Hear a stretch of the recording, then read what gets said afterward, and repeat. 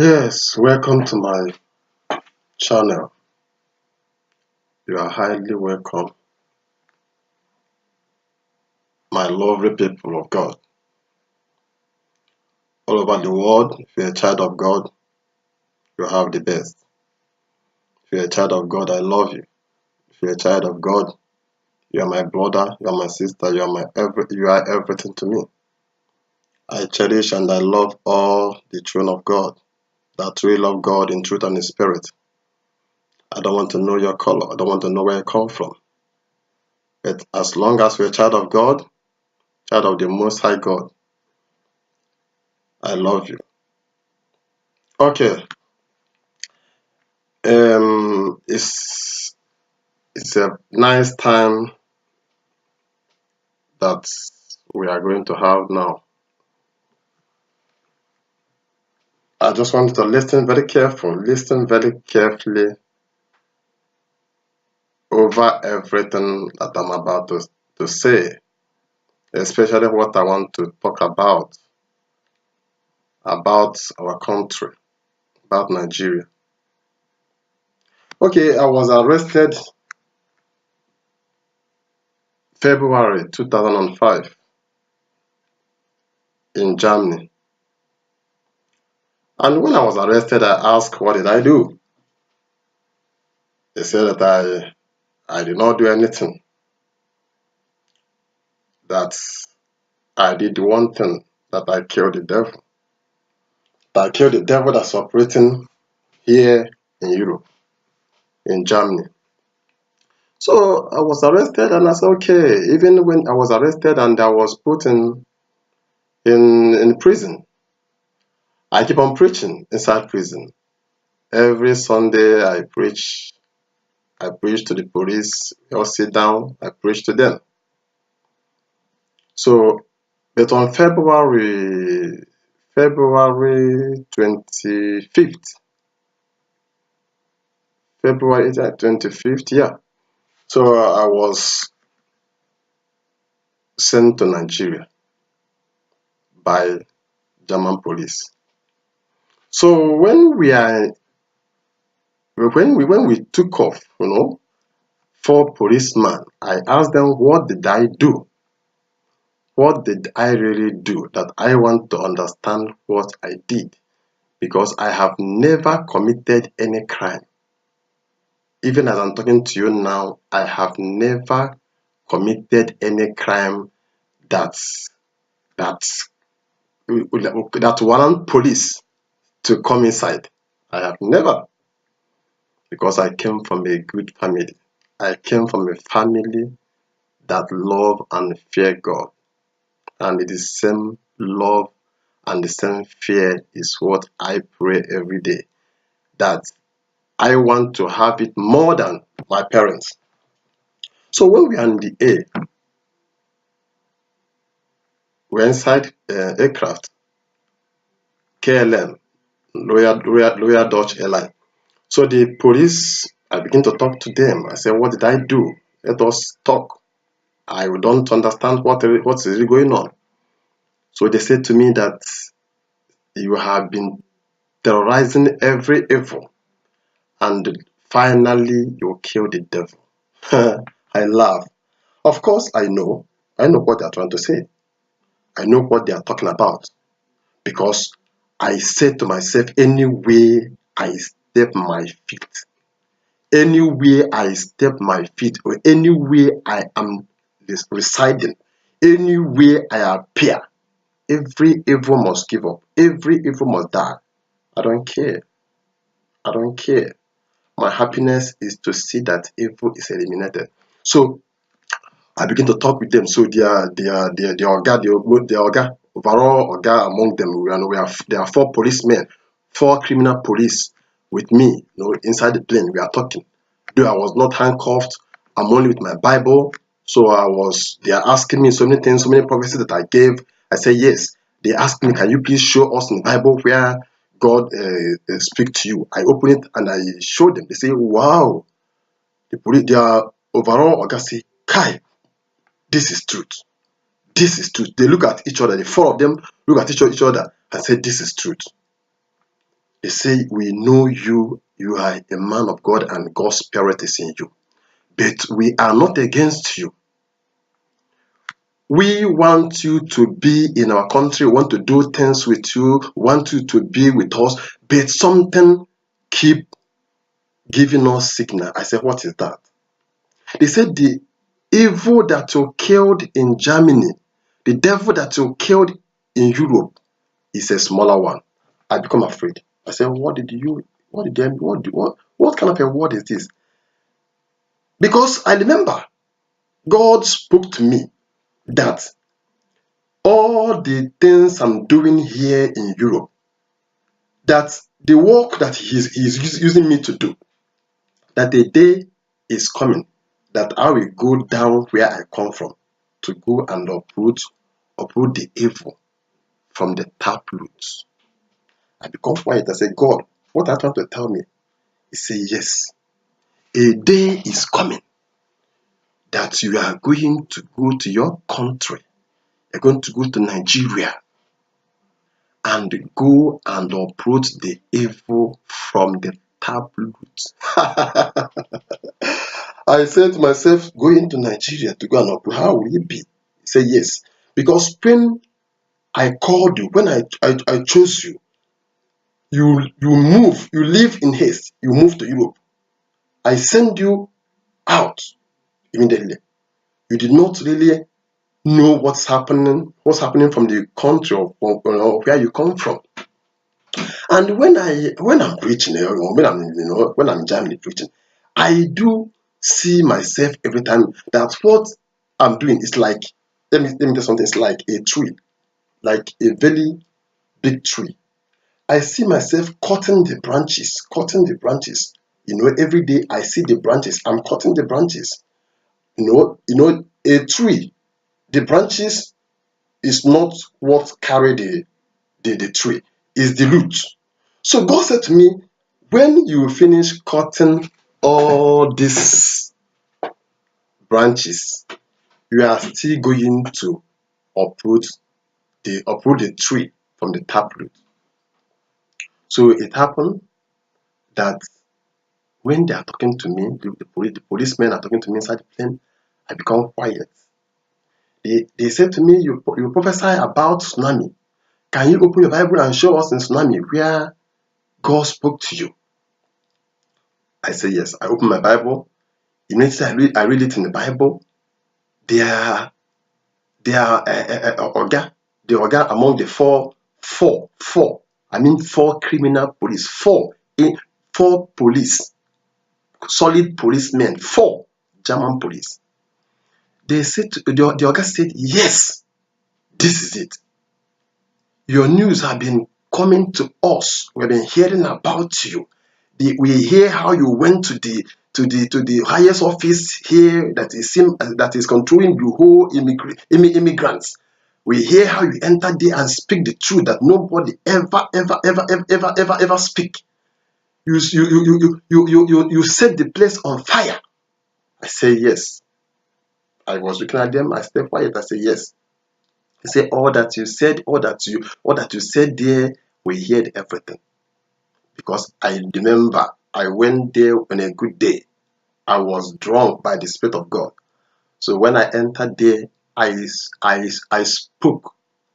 I speak like I speak the truth of everything God said to me to speak that day. I released everything to them. I told them what they have never heard before. That day it was, I don't know what to say. That day was awesome. So when I finished, God said to me, yes, you are doing what I want you to do. Because in Germany here, who dare you enter into that office and talk? Who dare you? When our people, our Nigerian people, our African people, when they enter into the office, they are all shaking. They are afraid. Because if you are not living a righteous life, there's no way you can be bold. Bible said that a sinner is running when nobody is pursuing him. But a righteous man is as bold as bold as a lion. As bold as a lion. Hallelujah. So listen, let's go ahead. I want you to hear me very well, hear it very clearly. So I read it in the Bible to them, and they heard it, and their overall organ understand that yes, this is God. He confessed and said, this is God. Because if you're a man of God, let me tell you something. I've been hearing so many things. Many people have been talking. I've been hearing everything everybody is saying. If you're a true man of God, if God is speaking to you, any prophecy that you want to give, if that prophecy is not from the Bible, throw it away. Every prophecy that you want to give must come from the word of God. He said, do not add to his word and do not remove from his word. At times, I don't know where all this prophecy that I do hear so-called pastors or bishop or prophet or whatever thing they call themselves. I don't know where it's coming from. Just open mouth and be talking anything you want to talk, talking nonsense, speaking nonsense out of your own self. Somebody look at you with one bad eyes, you just turn and say, God, thus says the Lord. I don't have time for that for now. Just listen. Oh, so when inside plane, so we talk, they begin to tell me, they say it's time, Sunday. They say, listen very careful. We want to talk to you now. The devil that is operating in our country that you killed is small. The one in your country, Nigeria, is the greatest. There are so many devils in your country. We are taking you down there to go and meet them, to go and meet that devil. It's not that we don't want to welcome you. It's not that we don't love you. We love you. We want you to be in our country.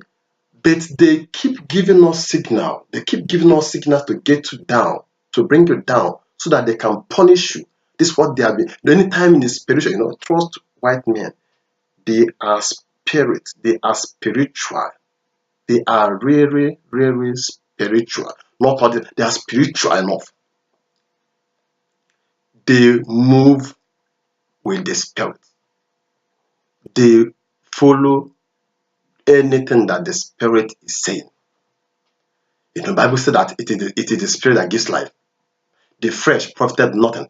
The word that I sent to you, they are spirit and they are life. So it happened that when they say this now, I become quiet. So they said to me, if you go there and face the devil in Nigeria and get it killed and destroyed, you can come back. No problem. So I stay quiet. So when we get to Nigeria, so they hand me over to the authority and okay, I find my way. But when I get to Nigeria, my country, I don't know what to say.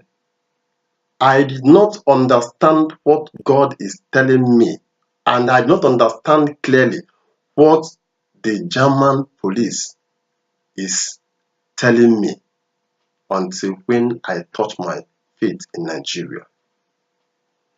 I now understand that the devil that is controlling the whole world is sitting down in Nigeria. I just stepped my feet in Nigeria. From the day one I stepped my feet, it's like I cannot explain the war. I keep on every night. What I'm seeing is not what I can tell you. I begin to fight.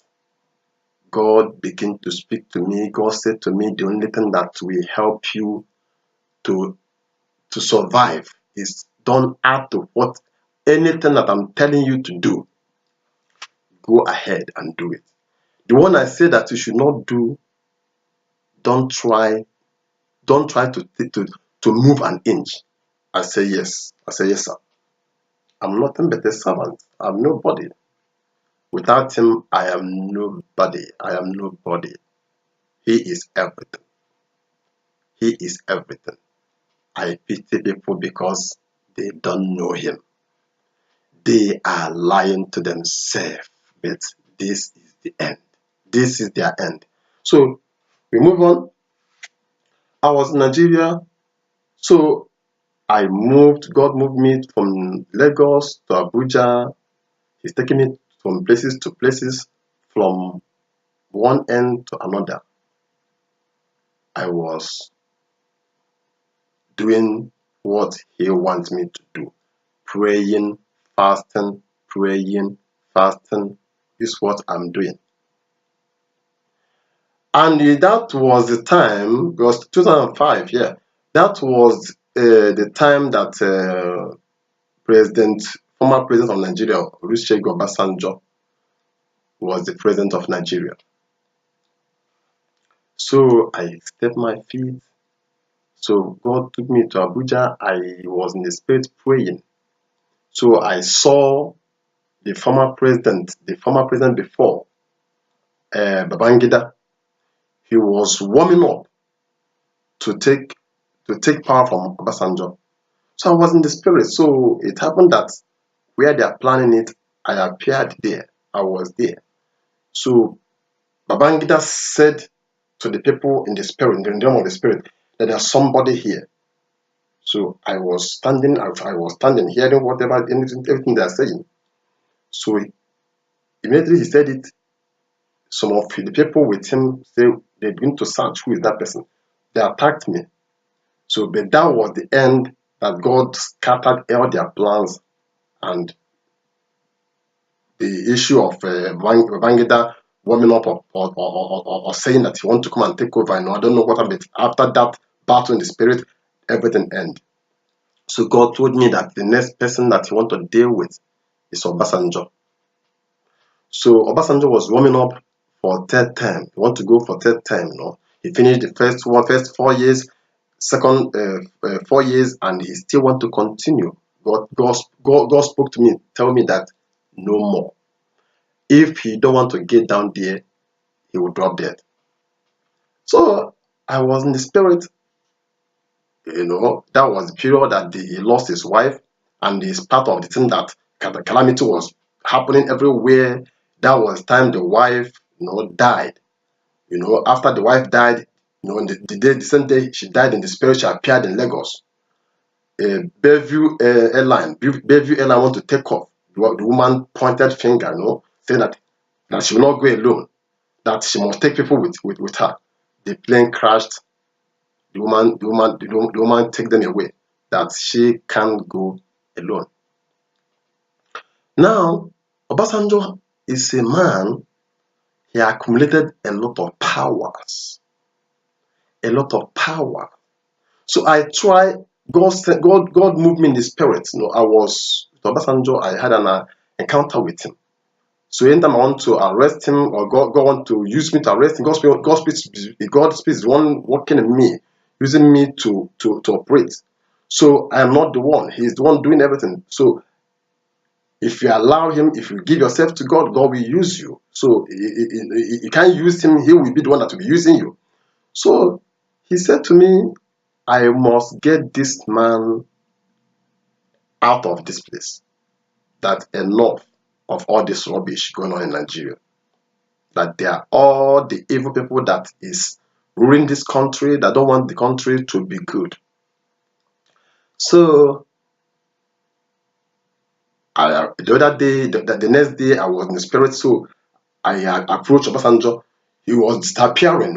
If he touch his hand in the wall will open. He disappear. At times he moved like smoke. He moved like a smoke in the air. So that God's spirit is busy doing his work. So he try everything he can do. Try. So I pointed my finger at him, and he cannot change because he was busy changing and disappearing and appearing, and that kind of stuff. So I pointed my finger at him. So the power of God sees him. So I was holding a very big stick in my hand. So I just, carried the stick up very big, and he hit him. When I hit him, he fell down. I was hitting him. Obasanjo shouts, I give up. I give up. I am no more going to continue ruling. I'm giving up now. I hit him again. The guy say, you must give up. You must give up your if I hit him again. No, God spirit, hit him again. So as he hit him, so this man say, I give up, I surrender. He hands up totally in the spirit, hands up. So that was the time that he knows that what is more than them, what is more than them have come upon them. You know, in Igbo we said, ife kante bautere nte n'ọnụ. Ife kante bakwutere nte n'ọnụ. No, I don't know, but I think I get it. All right. So Obasanjo began to make his, plans on how to hands up, how to give power, to shift the power to another person. So finally, the power was given to Umaru Musa Yar'Adua, late President Umaru Musa Yar'Adua. And Jonathan as the vice president. So two of them came, but God showed me that Yar'Adua is not fit, that he's going to die along the way, that he's not fit. Though he's not really a wicked man, but God said to me that he's not fit. So after some times, sickness upon sickness, many things was going on. After some times, he died. So when he died, God spoke to me. He said to me that Jonathan is the man that he want to enter into that place, that he want to show the world, he want to show something. He want to show the people of Nigeria something. So during Jonathan, when Jonathan want to enter, want to fully become the president of Nigeria after the death of his boss, President Umaru Musa Yar'Adua, the Northerners, they don't really want him. They don't really want him. Because those people, I think, they believe that Nigeria belongs to them. They don't believe that other tribes in Nigeria, maybe the Westerners or the Southerners or the Easterners, they don't know. They believe that that country belongs to them. So, but God was busy showing me something. I was standing by every time in the realm of the spirit. I was with Jonathan every time, supporting him fully in the realm of the spirit. God is speaking to me both in his word, both in the spirit, backing Jonathan up. God said to me that yes, he wants the young man to take over the place. And Jonathan, as I'm talking to you, God love you wherever you are. I'm talking to you, Jonathan. Dr. Ebele, good Lord, Jonathan. God love you so much, and he is interested in everything that concerns you. God is so much interested in everything that concerns you. You are not a bad man, but I'm going somewhere. So during the time of campaign, I want to tell you about something now that will marvel all of you. Nigeria as a country, right from the beginning, Nigeria is joined, or Nigeria married themselves, or Nigeria is one with a beast in the water. The beast is what is controlling Nigeria. The people that gave that name to that country called Nigeria, the day they went to go to get that name, that particular time or the day they went to go and get the name, because Nigeria, came from Niger, Niger, only IA, Nigeria, Niger. Nigeria name came from Niger. Nigeria name came from Niger. And this beast is living in the water. This beast that gave them this name is living in the water. And the people that went to go and get this name, they committed fornication, or they committed immorality. Let me put it, immorality. They committed immorality with this beast. So this beast is what is controlling Nigeria. They can't do anything apart from what that beast said. That beast is what is controlling everything that is going on in that country. That beast decide who will be the president. And that beast so much love Northerners because the beast know that this is the people that will keep on pumping or giving him what he wants, showing high wickedness, sucking blood, no development. There's nothing like light, everything darkness, because the beast doesn't want anything good to happen in that country. And the Northerners know this very, very well. During Jonathan a campaign or his during the time that he want to enter into power is the time that God showed me. I saw all these things clearly. The beast will stand, and there is something that the beast always gives to somebody that want to be the president. Once the person eats, once they eat that, they don't think about anybody. They don't think about even if that person is their family. They don't think about anybody. They are being given a stony heart. They are always eating something that look like stone and black something. Well, once they ate it, once they ate that, there is nothing that one will be talking about except wickedness, evil in high level. That's why when they enter into power, you will see that they don't have anything to offer than wickedness and evil and immorality in high standard, high level. So during Jonathan time, the only thing that happens is that the young man is not strong enough. I'm always standing by him. I'm always fighting. So the beast appeared, saying that Jonathan will not. But God destroyed that beast, destroyed that animal, and Jonathan finally entered. Rule for he finished the tenure of his boss before he now ruled another 4 years. In that 4 years that he ruled Nigeria, Jonathan performed very, very well, more than any president that have ruled that country. And God is well pleased. God is happy. God is happy for you. No matter what anybody want to say, God is happy for you because I know the kind of battle, the kind of things that you face, and still you show love. You show love to your enemies. You show love to your friends. You show love to everybody. But the wicked people, the wickedness that they have eaten, that is in them, they try everything to spoil your name. But I can tell you till tomorrow, God said to me that He is well pleased with you. He is well pleased with you. Your way pleases the Lord. And till tomorrow, I have respect for you.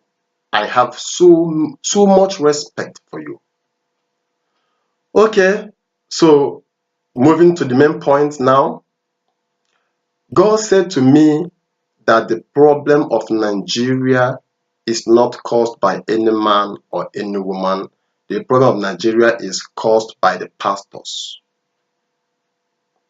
The problem of Nigeria as a country is caused by pastors. It's caused by self-made pastors. It's caused by Nigerian so-called pastors. During Jonathan regime, I'm watching. Jonathan visited all the pastors. He went to them, and so many of them. Even during Obasanjo regime, all of you are going to Aso. Can any one of you tell Obasanjo that you are a wicked man, that your way is not pleasing before God? Change. Can any one of you come out and say that he or she or whatever went there and you say, I don't want to take your money? all you are after is to go and take money. You are searching for a solo connection as a pastor. You want to go and preach so they can give you money. uh, so, what am I trying to say? Uh, Nigerian pastors, if you people are really serving God, you people would have put things right in that country. You people would have spoken the truth to the authority of that country.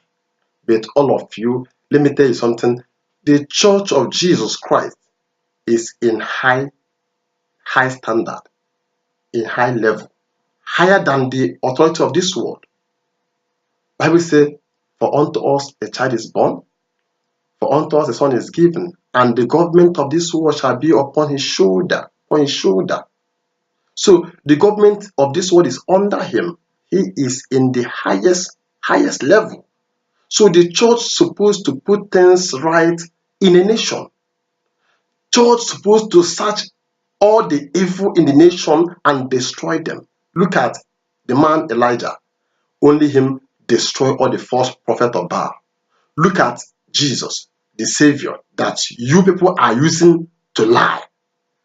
All you Yahoo pastors in Nigeria, all you churches, but all of you are dead already. All you pastors and churches, you are dead already. I know what I'm talking about. That's why many things is happening in that country. And I'm busy laughing because I know what happened. So, where I stopped about the